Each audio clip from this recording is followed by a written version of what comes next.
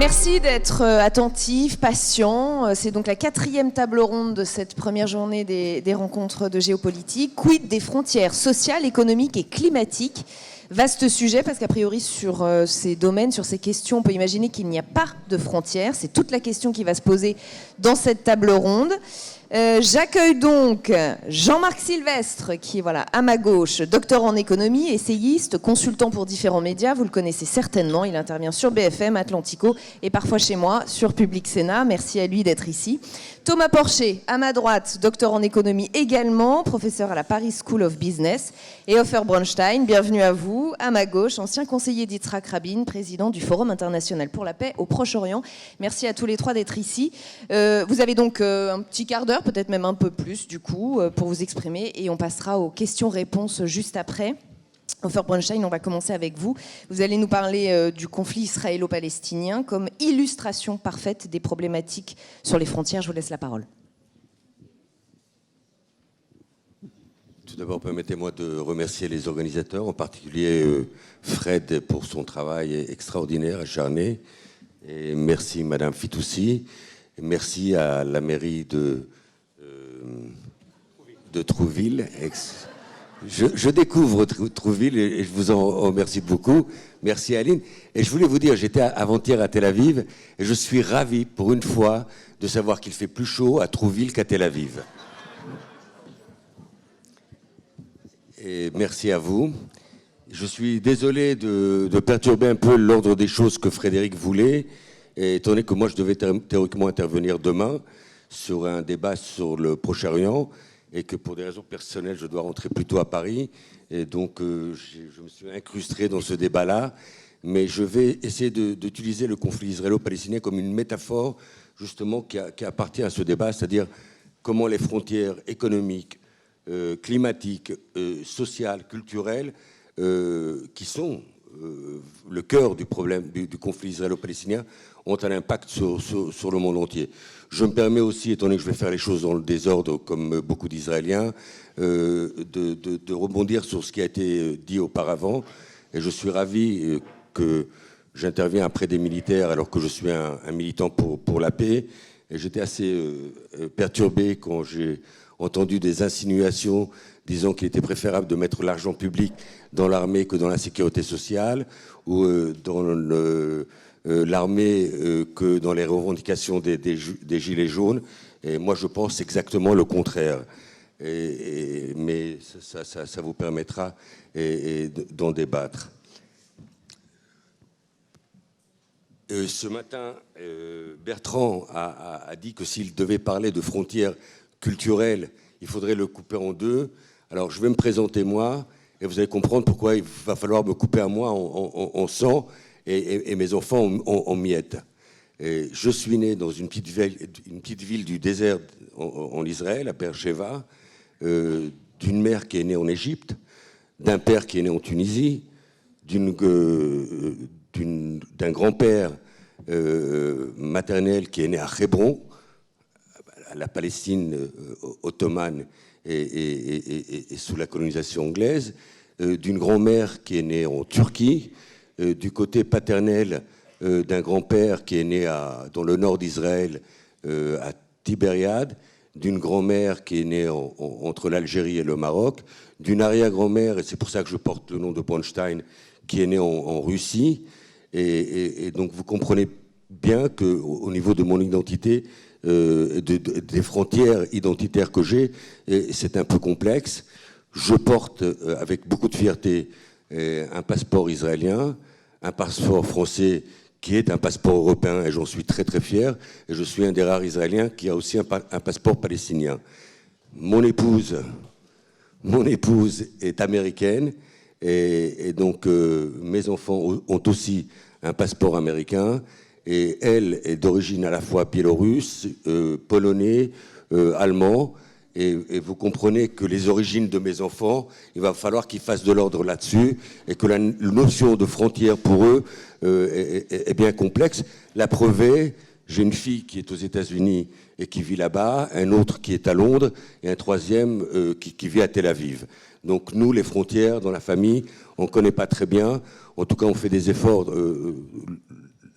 les plus importants possibles pour ne pas les respecter.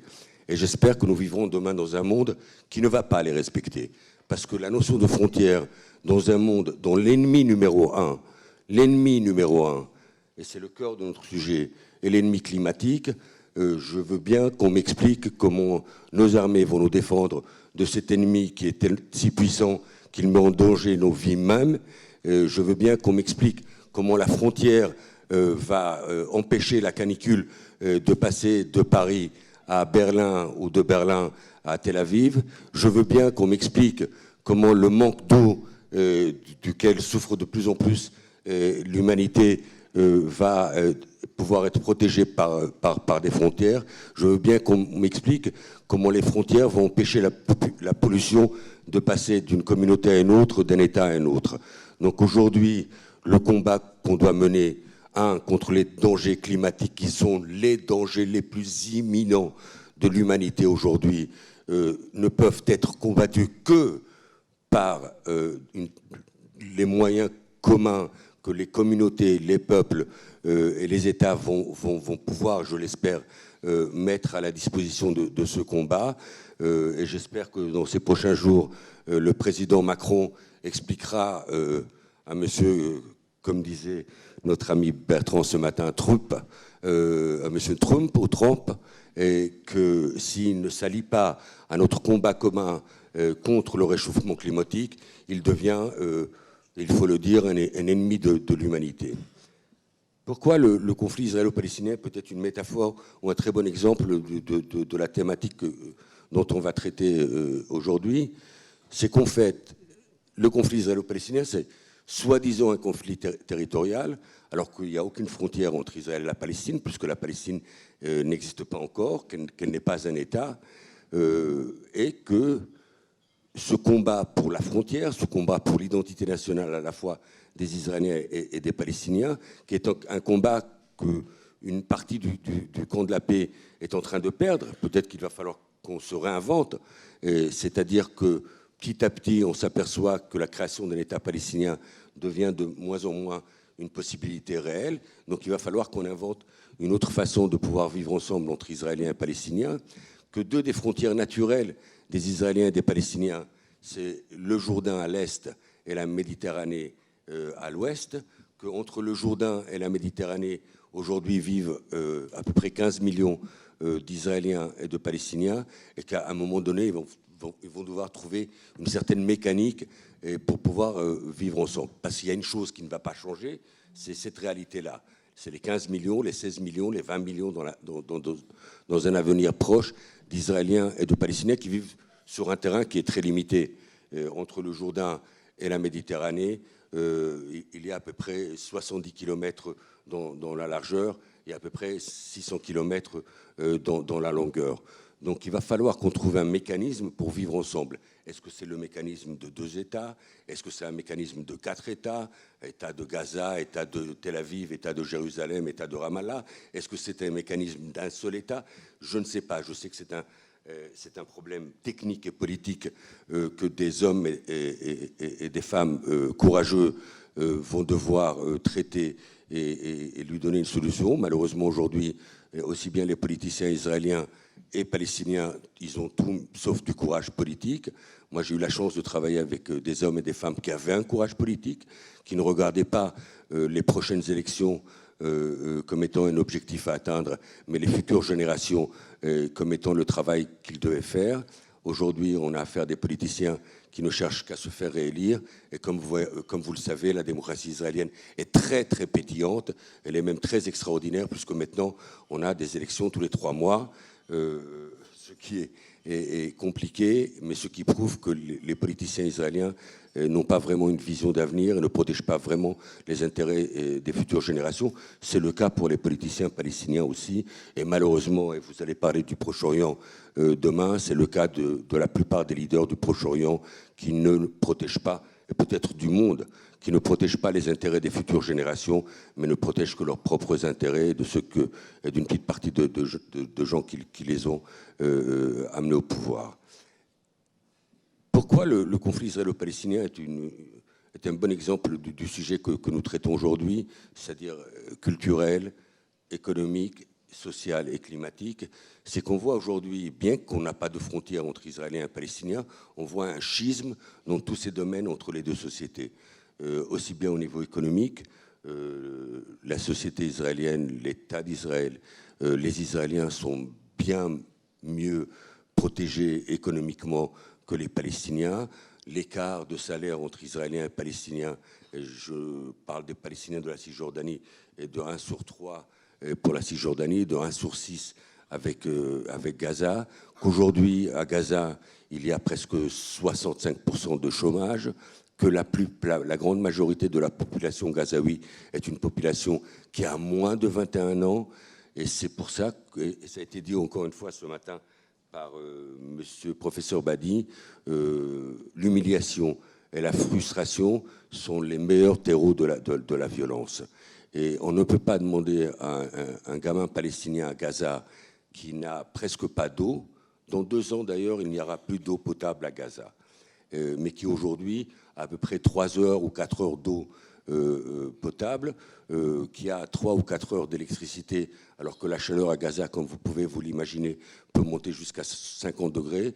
On ne peut pas demander à un gamin qui naît dans le chômage, dans la frustration, dans l'ignorance, de ne pas opter pour la violence comme l'unique ressort. Je le condamne, je ne pense pas que la violence est le meilleur moyen pour résoudre le conflit israélo-palestinien, bien au contraire, mais je peux comprendre la frustration, l'humiliation des jeunes Gazaouis. Je peux comprendre aussi la frustration des Israéliens qui se sont menacés tous les jours, pas seulement par des organisations terroristes comme le Hamas ou le Hezbollah dans le nord, mais par la plupart des pays de la région qui ne veulent pas encore reconnaître l'existence même de l'État d'Israël.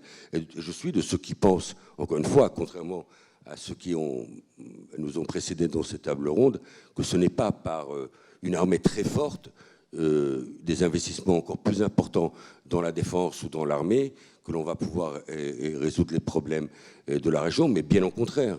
Et moi, j'ai vécu et j'ai travaillé avec un Premier ministre, bien que venant de l'armée, puisqu'il a été chef d'état-major, Yitzhak Rabin, qui avait compris en 1993, c'est que justement, c'est le respect de l'aspiration de l'autre, le respect des besoins de l'autre qui pouvait nous mener à la paix. Et ce qui a été extraordinaire dans les accords d'Oslo, et on discutait, peut-être qu'ils sont caducs, peut-être qu'ils n'étaient pas les meilleurs, mais c'était la reconnaissance mutuelle, celle par les Palestiniens et par leur biais du monde arabe de l'État d'Israël, et celle des Israéliens et de la légitime aspiration des Palestiniens à la dignité et à la liberté.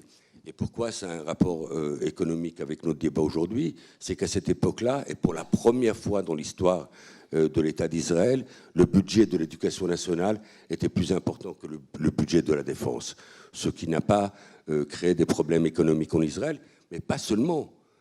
Au contraire, c'est que grâce à cet accord, grâce à cette reconnaissance mutuelle, c'est des accords de paix avec la Jordanie, c'est des bureaux d'intérêt, il y a un drapeau israélien à Rabat et à Tunis et dans les pays du Golfe.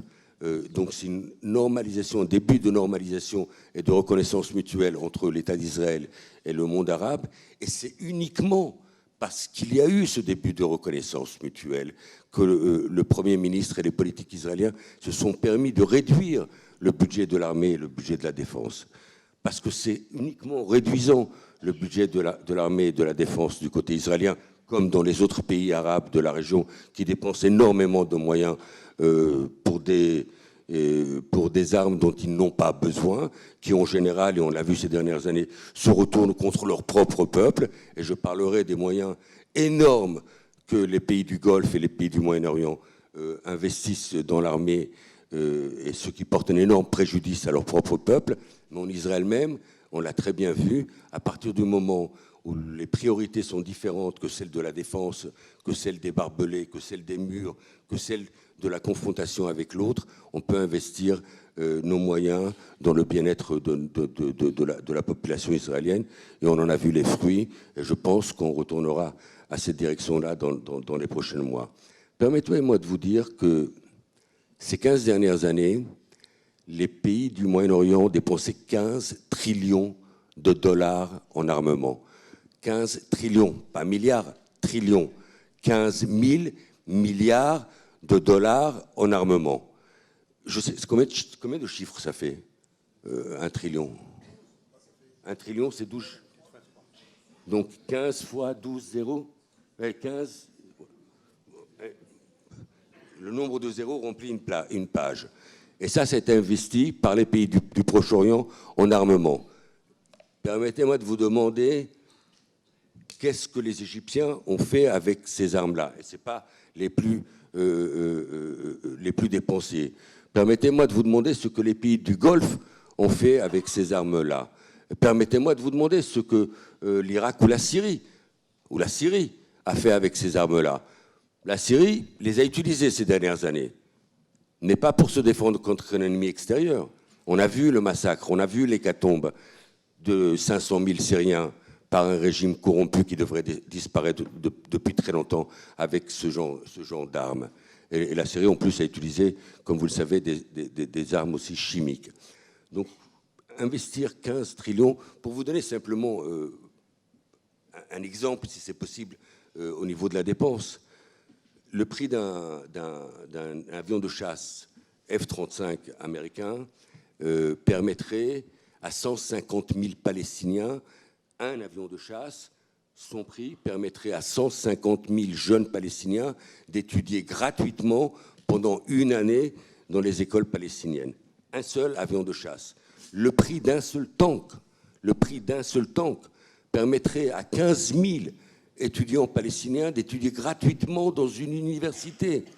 Le prix d'un fusil mitrailleur permettrait aujourd'hui à toute une famille de vivre toute une année à Gaza. Alors, est-ce qu'il est raisonnable que l'on continue au Moyen-Orient à acheter des armes que les pays occidentaux nous vendent, et en particulier les Américains, mais ce n'est pas les seuls. On a vu et on voit aujourd'hui quelles sont les armes qui sont en train de massacrer des gamins au Yémen. 5 millions d'enfants sont au bord de la mort au Yémen, une mort de faim. Et c'est des armes occidentales mises dans les mains des pays de la région qui sont en train de les tuer. Donc, est-ce que ce sont là nos priorités?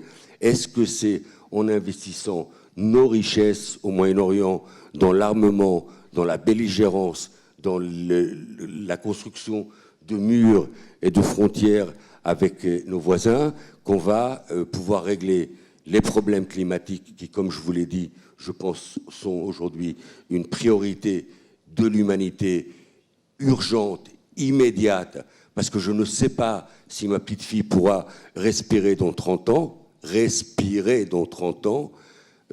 ou est-ce qu'il est préférable aujourd'hui d'avoir un changement de priorité, pas seulement national au niveau des Israéliens et des Palestiniens, pas seulement régional au niveau des peuples du Proche-Orient, mais changement de priorité internationale pour investir nos richesses dans l'intérêt de nos peuples et dans le combat que nous devons avoir, contre le réchauffement climatique, qui est une priorité aujourd'hui, et contre deux autres ennemis qui sont pas moins dangereux que le réchauffement climatique, qui sont la pauvreté et l'ignorance. Parce que c'est dans la pauvreté et dans l'ignorance que l'on voit les terroristes naître à la fois dans nos quartiers, à la fois chez nos voisins et à la fois venir frapper dans le cœur de nos villes. Jusqu'aujourd'hui, les ennemis, ce ne sont pas des États. Aujourd'hui, on voit bien que les ennemis, ce sont des organisations terroristes, ce sont des milices. Et la meilleure façon de les combattre, c'est d'investir dans l'éducation, c'est d'investir dans l'économie, c'est d'investir dans le bien-être. Donc je pense qu'il y a une relation directe aujourd'hui sur les défis que l'on a. Parce que l'économie, et je pense que c'est le sens de notre débat, les frontières économiques, les frontières sociales, les frontières culturelles et les frontières climatiques, c'est des frontières qui n'existent pas. Et ceux qui vont vouloir ériger des murs, s'armer encore plus, ériger des barbelés, empêcher les gens à traverser la frontière quand ils viennent se sauver leur vie. Ce matin, ça a été dit, et j'allais dire ici en Méditerranée, mais pas ici en Méditerranée, de l'autre côté en Méditerranée, il y a en quelques années 50 000 cadavres dans cette petite mer de Méditerranée. Est-ce qu'on va les empêcher par des armes? Est-ce qu'on va les empêcher par des murs? Est-ce qu'on va les empêcher par des barbelés? Ou est-ce qu'on va devoir réfléchir à comment investir dans leur pays, à comment leur permettre de vivre décemment dans leur pays? Le réchauffement climatique va pousser les Africains, les peuples du Sud vers le Nord. Si on ne s'y occupe pas maintenant, si on ne traite pas maintenant de cette menace-là, ce ne sont pas quelques centaines de milliers de réfugiés qui vont commencer à monter vers le Nord. C'est des centaines de millions de réfugiés qui vont monter vers le Nord. Est-ce qu'on va pouvoir, moralement, physiquement, les empêcher par le sang? C'est ça les questions qu'on doit se demander par rapport aux frontières d'aujourd'hui et aux frontières de demain. Je pense qu'aujourd'hui, ni culturellement, ni économiquement, ni climatiquement, les frontières n'existent pas. Elles ne peuvent pas exister. Je vais même me permettre encore une fois de toucher au débat précédent. Je parlais de la force de l'armée israélienne qui s'arme généreusement avec l'aide des Américains, 3,5 milliards de dollars par an que les Américains mettent à la disposition des Israéliens, à condition qu'ils dépensent cet argent-là en achetant des armes américaines. On s'est aperçu ces 30 dernières années que ce n'est pas les armes achetées aux Américains par Israël et précédemment aux Français qui permettent à Israël d'être une puissance militaire. Aujourd'hui, la puissance militaire d'Israël, c'est qu'il y a à peu près 6 000 ou 7 000 soldats israéliens qui sont des petits maigrichons avec des lunettes qui sont assis dans des bureaux à Tel Aviv ou à côté de Tel Aviv, mais qui sont capables d'éteindre la lumière à Téhéran, qui sont capables de bloquer un aéroport à Beyrouth, qui sont capables de savoir exactement quelle est la couleur du pipi de M. Rouhani. C'est eux aujourd'hui, et eux ne connaissent pas de frontières non plus. Donc c'est eux aujourd'hui qui sont l'armée de demain. Et je ne dis pas que j'encourage pas, et je ne veux pas être mal compris, la guerre du cyber, mais je pense qu'aujourd'hui, les frontières dans ce domaine-là n'existent pas, plus qu'aujourd'hui, avec notre petit portable, nous sommes capables d'avoir des relations avec presque tout le monde instantanément, et c'est de ces frontières-là qui n'existent plus, qui sont des frontières totalement virtuelles, dans lesquelles le monde de demain vivra. Il me reste quelques minutes. Alors je vais terminer mes propos par rapport à ce que j'ai dit encore une fois. Je pense que le conflit israélo-palestinien est vraiment une métaphore des conflits que l'on vit aujourd'hui dans le monde et des défis que l'on a aujourd'hui dans le monde. Est-ce que le défi israélo-palestinien, c'est d'ériger des murs et d'avoir une frontière? Est-ce que le conflit israélo-palestinien, c'est d'avoir une séparation au niveau culturel et cultuel entre Israéliens et Palestiniens? Est-ce que le conflit israélo-palestinien va pouvoir ériger des murs économiques comme ils existent aujourd'hui? Est-ce que le conflit israélo-palestinien ne permettra pas à la chaleur de Gaza ou à la canicule de Gaza de devenir caniculaire à Tel Aviv? Non. Si Israéliens et Palestiniens ne vont pas se partager les bien-être, les fruits de leur travail, de leurs économies, ils ne pourront pas vivre ensemble. Si les Israéliens et les Palestiniens ne trouveront pas les moyens ensemble de combattre les défis climatiques, ils ne pourront pas vivre ensemble. Si les Israéliens et les Palestiniens ne trouveront pas ensemble le défi de l'irrationalité de la frontière, qui n'existe pas d'ailleurs, entre Israéliens et Palestiniens, ils ne pourront pas vivre ensemble. Moi, je suis de ceux qui pensent qu'ils peuvent, qu'ils doivent vivre ensemble. L'histoire nous l'a montré. On parlait ce matin des empires. Vous savez, mes grands-parents étaient palestiniens parce qu'ils vivaient sous l'empire ottoman. Et c'est que la Palestine qui existait à l'époque, c'est bien avant la création de l'État d'Israël. Et il y avait un train qui partait du Caire pour traverser la Palestine, donc Israël et la Palestine actuelle, pour arriver jusqu'à Beyrouth. Si ça a été possible il y a 100 ans par les Turcs, c'est certainement possible aujourd'hui par nous et par nos enfants. Donc moi, je suis de ceux qui croient en persévérance, créativité, intelligence des jeunes générations d'Israéliens et de Palestiniens qui veulent voir une nouvelle réalité. Et encore une fois, ces jeunes Israéliens, ces jeunes Palestiniens, c'est aussi nos jeunes de banlieue, c'est aussi nos jeunes de Paris, de Berlin, de Francfort, de New York ou de Tombouctou. Ils veulent une nouvelle réalité, une réalité sans frontières. Les frontières et les ennemis qu'ils ont à affronter, qui ne sont pas évidents, qui sont difficiles, c'est les ennemis du réchauffement climatique, c'est les ennemis de l'ignorance, c'est les ennemis de la pauvreté. Je vous remercie. Merci. Merci Ofer Bronstein. Et j'imagine qu'il y aura des interventions du public, il y aura sûrement des questions. Et donc, il reste avec nous. Merci beaucoup. Je voulais au départ enchaîner avec Jean-Marc Sylvestre, mais finalement, c'est peut-être plus logique, plus cohérent d'enchaîner avec Thomas Porcher, qui, lui, veut nous parler de frontières climatiques et sociales. Merci Rebecca. Alors déjà, je suis ravi que vous ayez eu un changement d'emploi du temps parce que ça m'a permis de profiter au plus proche de vous de cette conférence que j'ai trouvée extrêmement intéressante et touchante. Bon, ça doit aller avec mes convictions générales, mais j'ai trouvé ça très beau. Enfin, ça m'a beaucoup touché. Je regrette que ma compagne n'ait pas pu venir parce qu'elle est à côté, mais elle ne pouvait pas se déplacer parce que quand mon fils me voit, il devient hystérique, donc elle ne voulait pas venir, mais j'aurais aimé qu'elle soit là parce que je sais que ça l'aurait aussi beaucoup touché. Mais bon, on en discutera après entre nous si on a quelques... Voilà. Alors, donc moi, je vais parler donc des frontières, des frontières climatique, sociale et économique. Alors moi, je vais prendre la frontière. J'ai regardé ce matin dans le train, comme le train avait 1 heure de retard, j'ai regardé la définition de frontière. Et la frontière, vous avez la frontière, la nation, la frontière au sens propre, et puis vous avez la frontière, la limite. On dit aux frontières de la vie et de la mort. Voilà, c'est ce qu'on dit, hein. Comme la limite, voilà, le basculement vers l'irréversible. Et je trouvais que ça rentrait très bien dans la thématique climatique. Parce que là, on est vraiment au moment de bascule dans l'irréversible. Le GIEC, que le groupe scientifique qui analyse la question climatique, dit vraiment qu'on a jusqu'à 2030 pour changer de modèle économique. Que si on continue comme ça, on arrivera grosso modo sur une trajectoire. Vous savez, vous regardez les courbes, vous avez la courbe d'augmentation du PIB, de la production mondiale, elle est corrélée à l'augmentation des émissions de CO2. Donc si on ne change rien et qu'on continue comme ça de manière linéaire, il y a toujours des crises, des choses comme ça, mais grosso modo, la pente est ascendante, on arrive entre 4, 3,5, 4 degrés. Bon, on est au-dessus de 2 degrés. La limite est fixée de 2 degrés. 1,5, ce serait bien pour le Vanuatu et les petites îles. 2 degrés, ce serait la limite maximum. Et là, si on continue comme ça, on arrive à au-dessus de 4 degrés. À la COP21, les États ont présenté des contributions, c'est-à-dire les efforts qu'ils veulent faire. Ces efforts-là, c'était avant Trump, c'était avant Bolsonaro, c'était avant tous ces gens-là. On arrivait déjà à 3,5.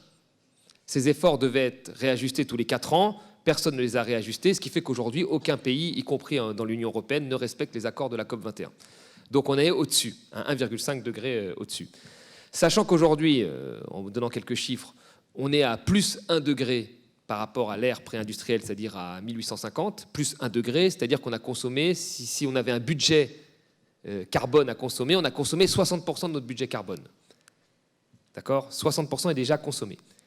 Mais il ne faut pas oublier qu'au XXe siècle, il n'y avait pas beaucoup de pays riches. Il y avait principalement les pays de l'OCDE, et ces pays de l'OCDE sont responsables de 2 tiers des émissions de CO2.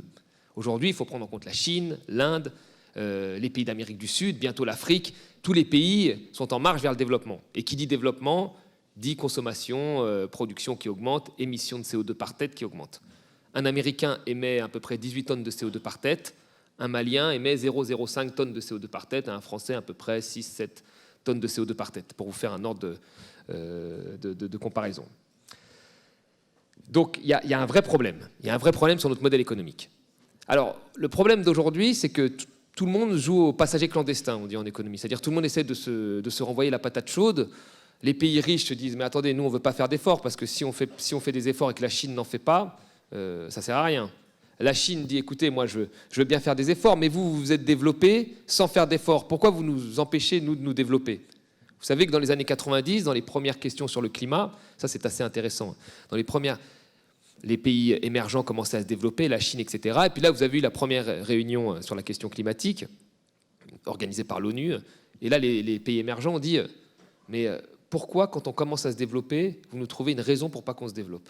C'est-à-dire qu'au début, les Chinois ne croyaient pas. Ils disaient, comme par hasard, on commence à émerger, et là, vous nous dites, ah ben maintenant, il y a la question climatique à traiter. Alors que vous, aujourd'hui, 30 ans plus tard, les émergents sont conscients de cette question climatique, mais ils veulent des efforts partagés, et la première puissance américaine, elle, est complètement sortie de l'accord, et Trump est un climato-sceptique pur, c'est-à-dire qu'il ne croit pas au réchauffement climatique. Donc c'est quand même un climato-sceptique de base, comme il y en avait dans les années 90. Donc il y a cette opposition entre pays riches et pays pauvres. Alors là, il y a aussi un vrai problème, c'est-à-dire que la réalité des faits, c'est qu'aujourd'hui, les plus gros responsables sont les pays riches. Alors l'accord de la COP21 veut mettre tous les pays à contribution. On dit au Mali, par exemple, de faire des efforts, alors que le Mali émet 0,05 tonnes, ils ne sont pas développés, etc. Enfin, ils doivent émettre plus de CO2 s'ils veulent se développer. Le développement humain, c'est important. Et on dit aujourd'hui que voilà, tout doit être horizontal, que chaque pays doit faire des efforts. Or, les pays riches doivent prendre leurs responsabilités, pour plusieurs raisons. La première raison, déjà, c'est l'historique, comme j'ai dit. La deuxième raison, c'est la capacité financière à lever de l'argent auprès des banques, etc., pour se refinancer, que n'ont pas les pays pauvres. Et après, c'est l'avancée technologique. L'avancée technologique. C'est-à-dire que des pays aujourd'hui comme les États-Unis, mais même comme la France ou comme les pays européens, ont vraiment les moyens d'enclencher cette transition énergétique. Et même écologique, si on va plus loin. Mais on va commencer par la transition énergétique. Ils ont les moyens de le faire. Ils savent comment rénover des bâtiments. Sur les renouvelables, on a quand même des industriels de l'énergie qui sont très bons, qu'il faudrait pousser dans les renouvelables, beaucoup de recherche, etc. Et on a accès au financement. Les entreprises, elles ont accès au financement facilement, et les États, ils se refinancent, les États-Unis et l'Europe, et même la France, à des taux d'intérêt presque négatifs, enfin taux d'intérêt réel négatifs même. Donc on peut enclencher ce défi, qui est un véritable défi industriel. Mais on refuse de le faire parce qu'on se dit que ça ne sert à rien, on ne veut pas le faire. Voilà. Donc ça, c'est un vrai problème. Sachant qu'il y a aussi autre chose qu'il faut prendre en compte, c'est qu'il y a quand même, surtout chez les États-Unis, et Régis Debray avait écrit un livre là-dessus, il y a un gros phénomène d'émitation des États-Unis. L'Europe émite beaucoup les États-Unis. Et donc, si demain, vous avez les États-Unis, et même l'Europe, allez, disons-le, qui se lancent pleinement dans la transition énergétique, vous risquez d'avoir très rapidement des phénomènes d'émitation de la part des pays émergents. D'accord. D'ailleurs, les pays émergents, sur les panneaux solaires, par exemple, la Chine, ne nous attendent pas. Ils commencent déjà même à prendre le leadership. Donc, il y a une vraie question là-dessus sur la volonté politique de le faire. La deuxième chose, c'est que pour ne pas faire ce choix politique, d'enclencher cette transition énergétique, beaucoup se réfugient derrière la question du progrès technique. Alors moi, je ne suis pas contre le progrès technique, bien au contraire, je vis dans mon époque. Mais se dire que l'homme a toujours, partir du fait que l'homme s'en est toujours sorti et que le progrès technique arriverait comme ça et nous sortirait de cette question-là, c'est quand même un saut dans l'inconnu. Je vous rappelle qu'on n'a qu'une seule planète. Si on en avait deux, on pourrait tester. On pourrait se dire, testons même, allons jusqu'à 4 degrés. Si ça va, on résiste, on va sur l'autre planète. Puis essayons le progrès. Si le progrès technique ne nous sauve pas, on va sur... Mais on n'a qu'une seule planète, donc on ne peut pas prendre ce risque-là. La question du progrès technique, elle est quand même problématique, parce qu'elle a été beaucoup instrumentalisée dans le passé, même dans le passé récent. Vous regardez la révolution digitale, Internet. Qu'est-ce qu'on nous a vendu ?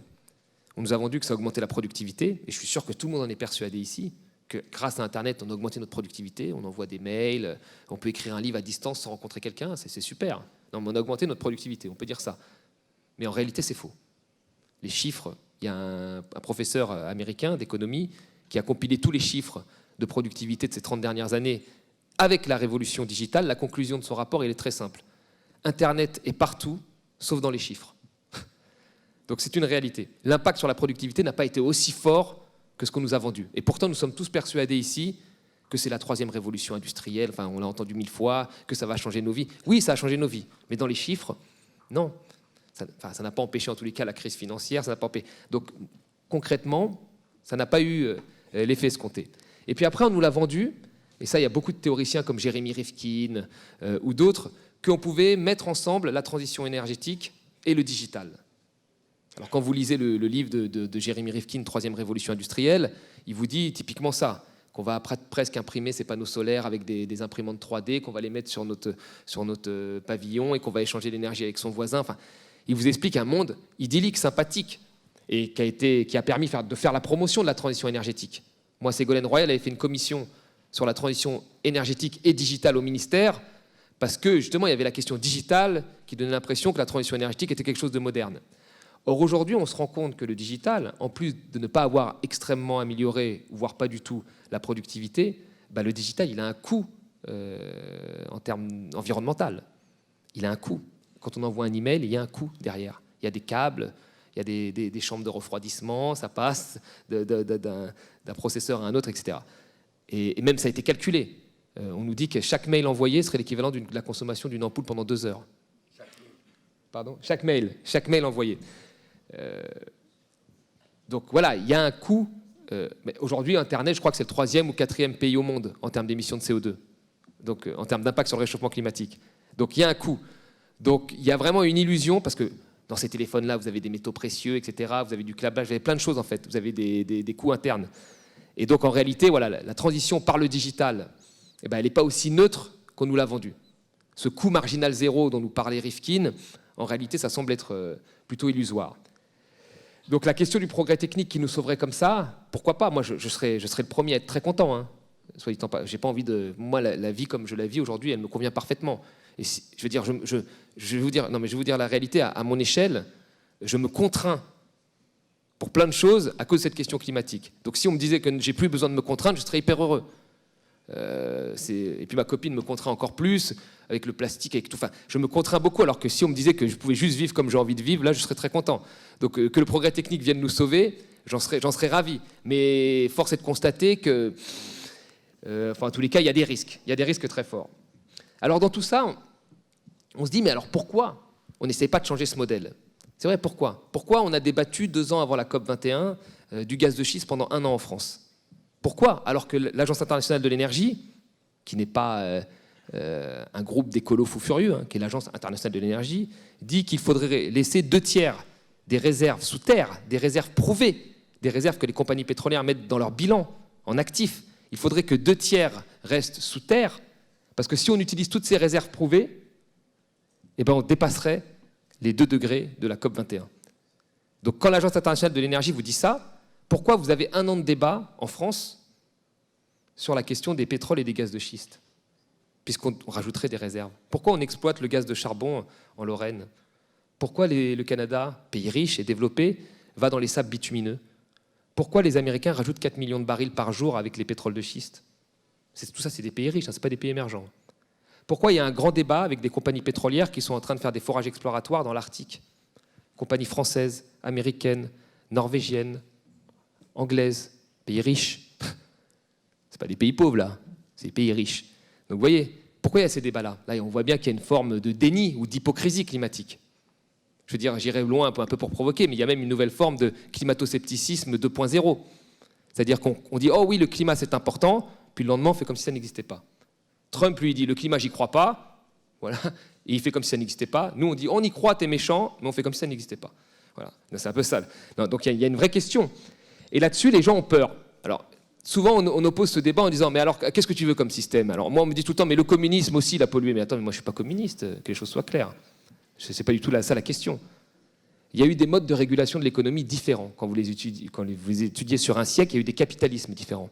Les années 80, c'est le capitalisme financier, qu'on appelle Thatcher-Reagan. Les années 50-70, c'est un capitalisme un peu plus administré. Mais pas écolo, mais un capitalisme plus redistributif, avec création de sécurité sociale, fonctionnaire, aux États-Unis comme en France. Je veux dire, jusqu'en 70, la tranche supérieure, la dernière tranche d'imposition des revenus aux États-Unis était taxée à 80%. Donc vous voyez, on était loin des 75% d'Hollande. Donc vraiment, on avait un capitalisme plus redistributif.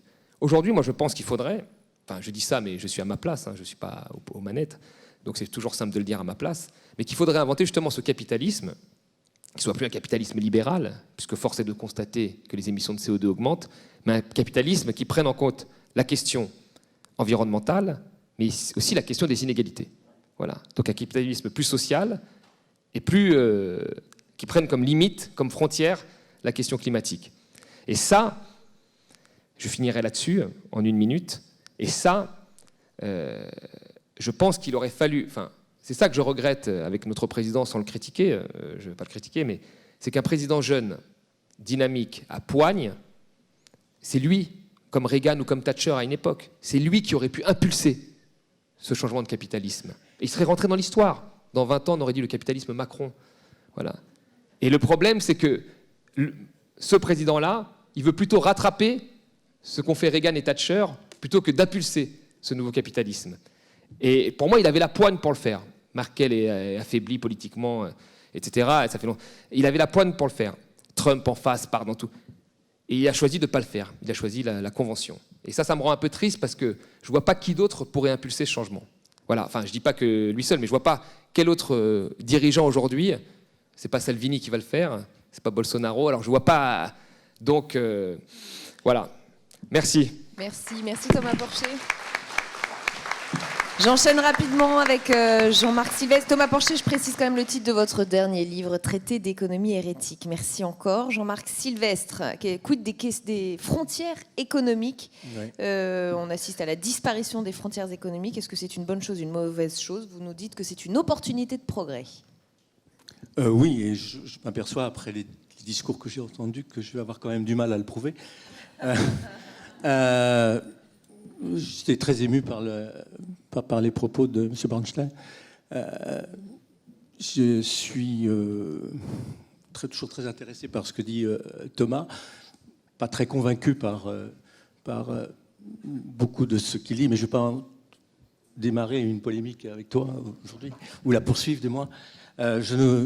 Je ne crois pas qu'on puisse inventer un système. Je ne crois pas qu'il y ait des hommes providentiels. Je ne crois pas qu'il y ait des génies qui soient capables de créer un système qui soit libéralo, écolo, etc., etc. Je crois plutôt, et je me situerai là plutôt dans la logique que nous a développée tout à l'heure à l'invitation de Frédéric Ancel, que je remercie d'avoir organisé ce colloque, et du maire de Trouville, dans la logique du professeur Badi et de sa leçon d'ouverture. Je crois profondément, comme lui, que les frontières sont progressivement de disparaître. Je ne crois pas qu'elles ne disparaissent par hasard. Je crois qu'elles disparaissent comme elles ont toujours évolué, sous la pression des populations. Et je crois profondément aujourd'hui que le facteur essentiel de l'évolution, c'est sans doute le facteur économique, beaucoup plus que le facteur idéologique ou le facteur religieux, etc. Alors, je voudrais commencer par vous raconter une anecdote. Vous m'y avez fait penser là, à l'instant. Cette anecdote, elle date d'il y a très longtemps, parce que elle date d'une époque que les moins de 20 ans ne peuvent pas connaître. Alors j'ai mon petit-fils dans la salle, il n'a pas connu ça, mais ta mère qui est à côté de toi, elle a connu ça parce qu'elle était avec moi.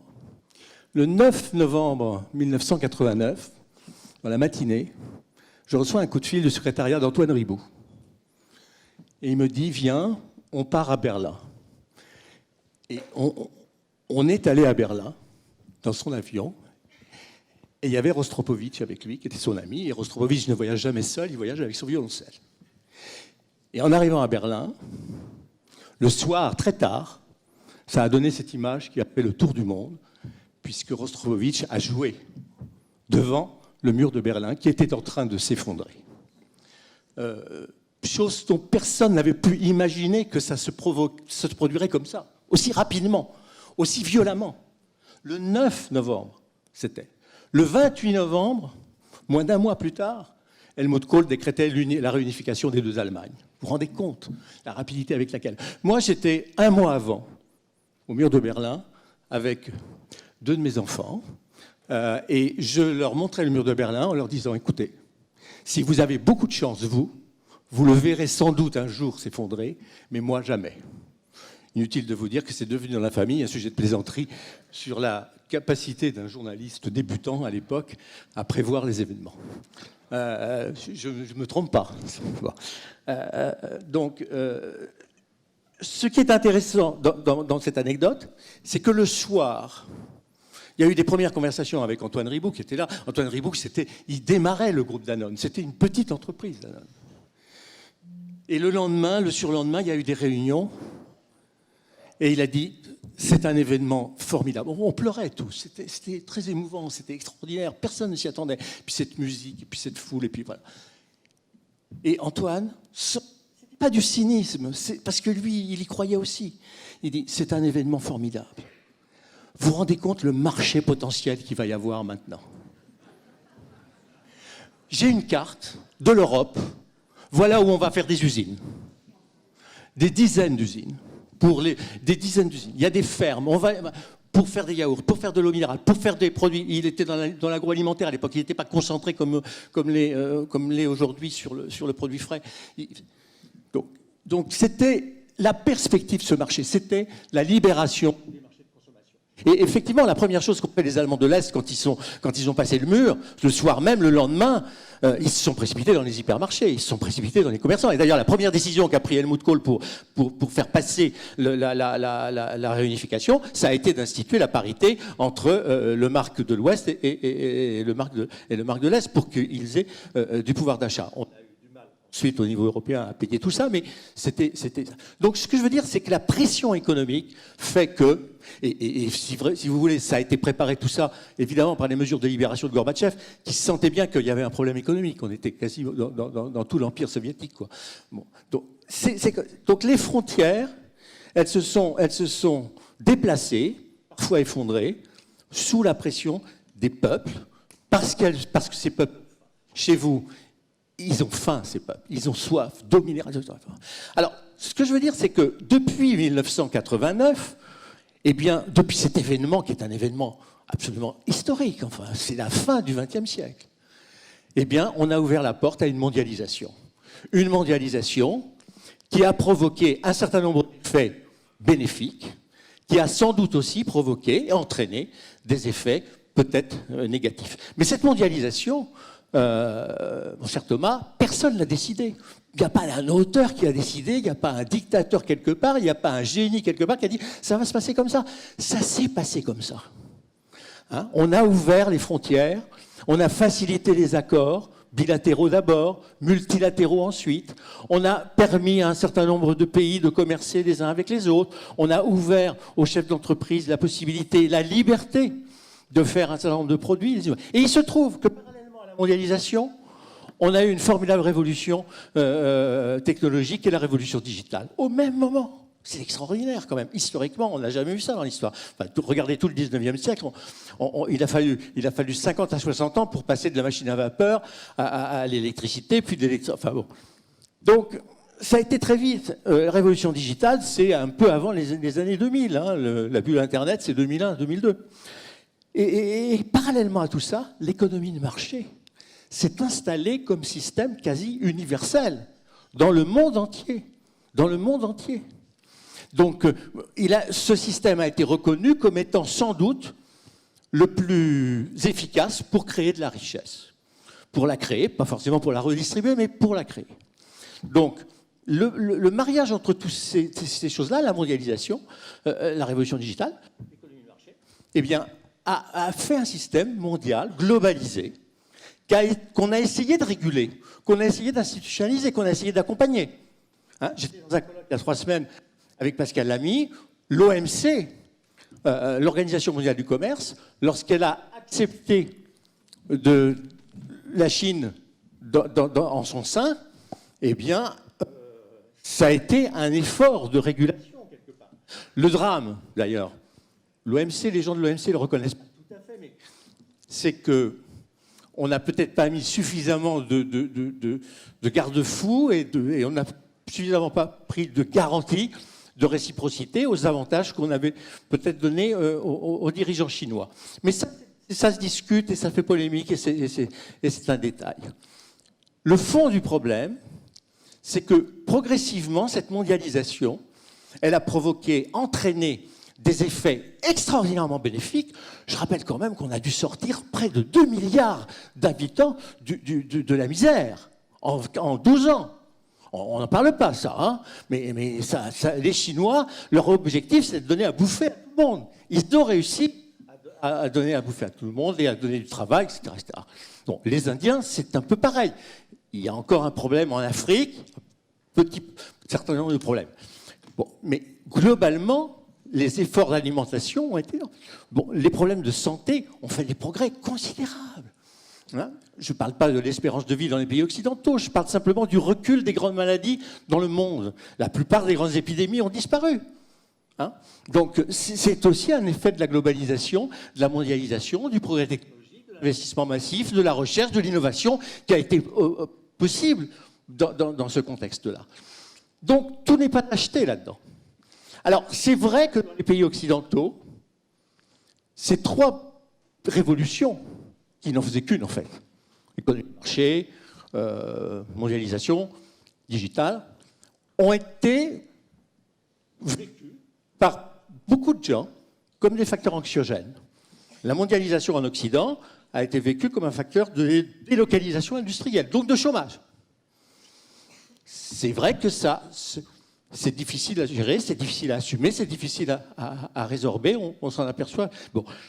La révolution digitale a créé des fractures, d'inégalités entre ceux qui savent se servir de l'Internet et ceux qui ne savent pas. En général, c'est une fracture d'ailleurs générationnelle. Hein. Bon. Et puis l'économie de marché, eh bien, elle a créé un certain nombre d'inégalités. Inégalités flagrantes dans les pays émergents. Hein. Parce que dans les pays émergents, il y a de grosses inégalités entre les pauvres et les riches. Et puis, elle a créé des inégalités également dans les pays riches, accru les inégalités. Et aujourd'hui, contrairement à ce qui se passait avant, eh bien, ces inégalités, elles se voient. Donc, ça a donné un certain nombre de mouvements, de réponses, de réactions. Beaucoup de ces réactions sont du type protectionniste. Trump, Brexit, beaucoup de réactions en Europe occidentale qui ne sont pas forcément possibles. Les réactions auxquelles on assiste aujourd'hui, les réponses politiques qui ont été faites aujourd'hui sont évidemment fortes, font débat, mais entre nous, elles n'auront pas beaucoup d'effet. Le protectionnisme, je ne vois pas comment on peut réinstaller des mesures protectionnistes dans le système de chaîne de valeur qu'a créé la mondialisation. Dans un téléphone comme celui que vous avez, il y a à peu près 15 ou 20 fournisseurs qui viennent de 20 pays différents. La France, d'ailleurs, fournit 10% de la valeur d'un iPhone aujourd'hui. Ce que je veux dire, c'est que ça a créé... Trump peut toujours envoyer des tweets et promettre de faire rapatrier l'essentiel de son industrie automobile. Bah, s'il le fait, il a très bien vite compris que ce sont ses électeurs de son noyau dur qui paieront la différence, parce qu'il faudra bien payer la survaleur. La mondialisation, elle a profité autant aux pays émergents qu'aux pays développés qui ont pu s'offrir un pouvoir d'achat de cette façon. Les phénomènes migratoires, qui sont évidemment, et vous en parliez tout à l'heure, très forts, ce sont des phénomènes qui sont incontournables pour des raisons économiques. Parce que 90% des migrations sont des migrations pour cause économique. On bouge de son pays parce qu'on ne peut pas vivre et on ne peut pas vivre dans ce pays. Donc la réaction qui consiste à se protéger de tout ça, elle est nulle. Parce que de toute façon, aucun mur n'arrêtera ça. Aucun mur n'arrêtera des gens qui ont faim et qui veulent sauver leurs enfants, qui veulent survivre. Donc il va falloir plutôt, effectivement, et là je te rejoins, Thomas, imaginer des modèles où on financera le développement des pays qui ont des migrations. Exactement même logique, même logiciel pour la transition énergétique. Qu'est-ce qu'on raconte comme bêtises actuellement? Enfin, c'est la foire aux bêtises sur la transition énergétique. Il faut s'interdire de prendre l'avion, il faut limiter la circulation automobile, il faut... Enfin, écoutez, les trois plus gros pollueurs de la planète, États-Unis, Chine et Inde. Les Américains se débrouillent. Bon. Chine et Inde, ils ont raison aujourd'hui de venir nous dire, écoutez, vous êtes gentils, mais vous avez profité de tout, ne nous demandez pas maintenant de faire un certain nombre d'efforts parce que nous avons encore des choses à faire. Eh bien, que nous les écoutions et que nous participions au développement. C'est ça, peut-être. Je dis la troisième chose, c'est que sur la migration, qu'il faut c'est que les États ne feront pas tout. Les États ne feront pas tout. Moi, je suis frappé, et c'est le dernier point, du rôle que font les grandes entreprises, sous la pression, une fois de plus, de leurs clients, de leurs actionnaires et de leurs salariés. Les grandes entreprises qui ne sont pas vigilantes sur leur comportement RSE sont aujourd'hui des entreprises qui risquent d'être blacklistées par leurs clients. Les entreprises qui ne font pas un comportement RSE sont des entreprises qui sont blacklistées par la moitié des fonds d'investissement anglo-saxons aujourd'hui. Quant aux entreprises qui n'ont pas de comportement RSE, qui n'ont pas de bilan RSE satisfaisant, eh ben, elles ont beaucoup de mal à s'attirer des valeurs, à s'attirer des cadres, à s'attirer des dirigeants. Donc le phénomène de marché, il joue aussi là. Mais je ne dis pas que l'État peut ne pas avoir de rôle. Et j'ajoute un truc à ce que tu disais, c'est qu'aujourd'hui qu'on a la chance d'avoir des taux d'intérêt zéro, et même des taux d'intérêt négatifs, ce qui revient à créer un impôt. On a supprimé l'impôt sur la fortune, c'était peut-être pas une bonne chose, mais on a créé l'impôt sur la petite épargne, puisque avec des taux d'intérêt négatifs, ça revient à payer 1 ou 2% d'impôt. Mais bon sang de bonsoir, qu'on utilise cet argent pour faire des investissements qui sont socialement rentables, qui sont socialement bénéfiques. Et je ne crois pas aujourd'hui qu'il y ait une prise de conscience de ce côté-là dans les organisations internationales pour le faire. Merci beaucoup Jean-Marc, on peut applaudir. Je suis sûre qu'on aurait pu organiser un débat entre vous deux. Peut-être qu'on le fera sur notre plateau. On va peut-être vous laisser poser quelques questions. Il nous reste quelques minutes, ça va aller vite. On va faire circuler les micros, je ne sais pas, ou alors commencer peut-être à prendre la parole sans micro. Oui, monsieur, je vous ai vu lever la main.